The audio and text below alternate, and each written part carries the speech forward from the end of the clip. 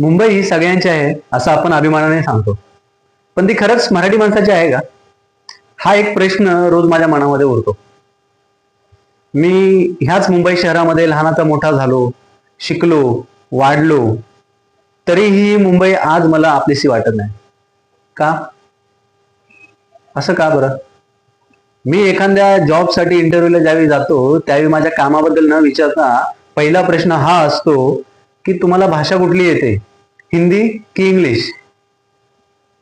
तसेच ज्यावेळी तुम्ही एखादं घर खरेदी करण्यासाठी जाता त्यावेळी तुमचं नाव, तुमची भाषा, तुमचं बॅकग्राऊंड बघून तुम्हाला होकार किंवा नकार कळवला जातो.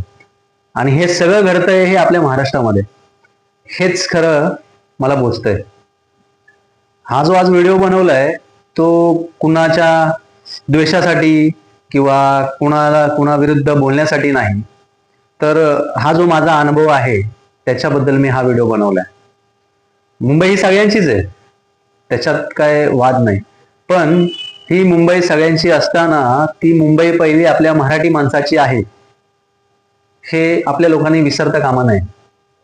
आज जे परकीय राज्यातून आपल्या महाराष्ट्र राज्यामध्ये जे लोक व्यवसायासाठी येतात, रोजगारासाठी येतात, ते लोक आज आपल्यापेक्षा किती पटीने पुढे आहेत. त्याचं कारण काय? तर ते लोक एकमेकांना साथ देतात, एकमेकांना खंबीरपणे उभे राहतात, एकमेकांच्या पाठीशी राहतात. पण आपल्या महाराष्ट्रामध्ये आपली मराठी माणसंच एकमेकांची पाय खेचायला बसलेत. जर एखाद्याचं चांगलं होत असेल तर कुणाला बघवत नाही, तो त्याला खाली खेचायला बघतो. हा माझा जो राग आहे तो स्वाभाविकच आहे. फक्त हा राग माझाच नाहीये, तर महाराष्ट्रातील तमाम अशा प्रत्येक जनतेच्या मनात असेल. जो माझा अनुभव आहे मी तो बोलून दाखवला, असाच प्रत्येकाचा तुमचा अनुभव असेल तो कमेंट करा आणि ह्या व्हिडिओला शेअर करा आणि प्रत्येकाने आपापल्या भावना ह्या कमेंटमध्ये व्यक्त करा. जय हिंद, जय महाराष्ट्र.